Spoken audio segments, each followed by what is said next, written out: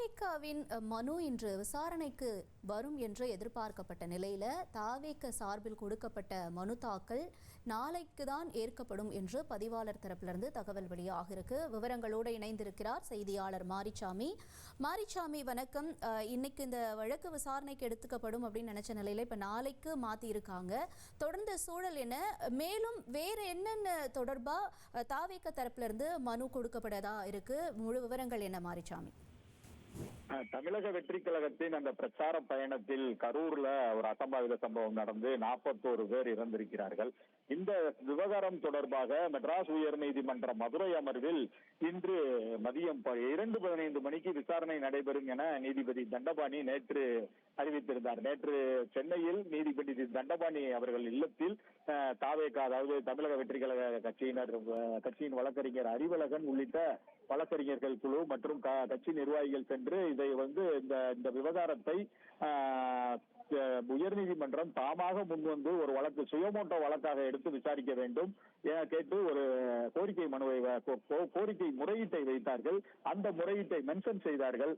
அந்த முறையீட்டை ஏற்றுக்கொண்ட நீதிபதி தண்டபாணி இது தசரா பண்டிகை கால நீதிமன்றம் ஆகையால் மெட்ராஸ் உயர் நீதிமன்ற மதுரை அமர்வின் நீதிபதியாக தண்டபாணி நியமிக்கப்பட்டிருக்கிறார். அவர் இன்று, அதாவது அவர் நேற்று கூறியது நாளை மதியம் 2:15 மணிக்கு இந்த வழக்கை மெட்ராஸ் உயர் நீதிமன்ற மதுரை அமர்வில் எடுத்துக்கொள்வோம் என கூறியிருக்கிறார்.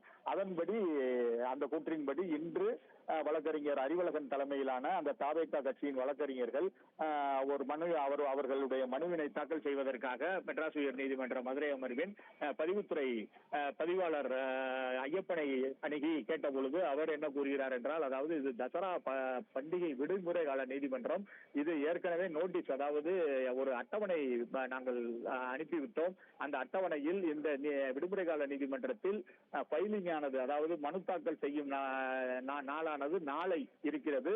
அதன் பிறகு வழக்கு விசாரணை நாளானது வெள்ளிக்கிழமைக்கு வைக்கப்பட்டிருக்கிறது. அந்த அட்டவணைப்படிதான் நடைபெறும். ஆகவே நாளை நீங்கள் இந்த மனுவை தாக்கல் செய்யலாம். அந்த வழக்கு விசாரணையானது வெள்ளிக்கிழமை நடைபெறும் என தெரிவித்தார். அந்த மனுவினை ஏற்க மறுத்துவிட்டார்.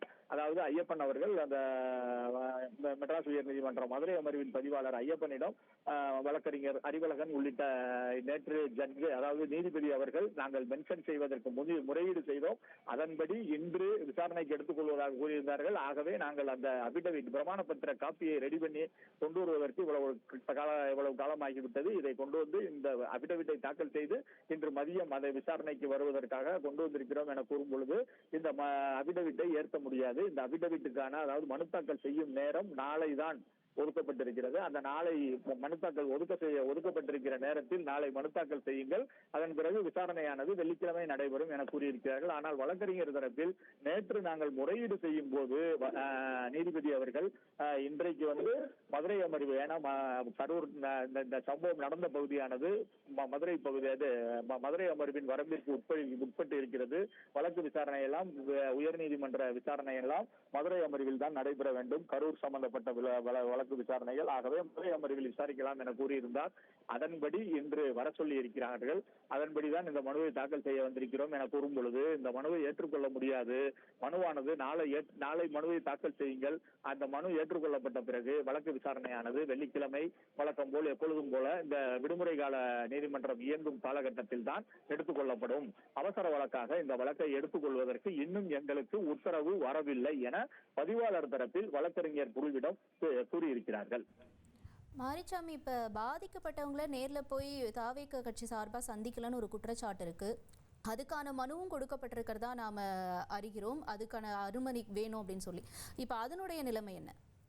அதாவது அவர்கள் என்னென்ன மனு தாக்கல் செய்ய விரும்புகிறார்களோ அத்தனை மனுக்களையும் அவர்கள் ரெடி செய்து ஒவ்வொரு மனுவாக தாக்கல் செய்வார்கள். அந்த மனுவானது நம்பர் இடப்படும். இந்த மனு ஆன்லைன், அதாவது மெயில் மூலமாக உயர்நீதிமன்ற பதிவாளருக்கு அனுப்பப்படும், அனுப்பி மட்டும் விடப்படும். அந்த மனுவை ஏற்றுக்கொள்வதும் ஏற்றுக்கொள்ளாததும், அந்த மனுவை வழக்காக மாற்றுவதும், மனுவை விசாரணைக்கு எடுத்துக்கொள்வது, இதெல்லாம் பதிவுத்துறையின் வரம்பிற்குட்பட்டது.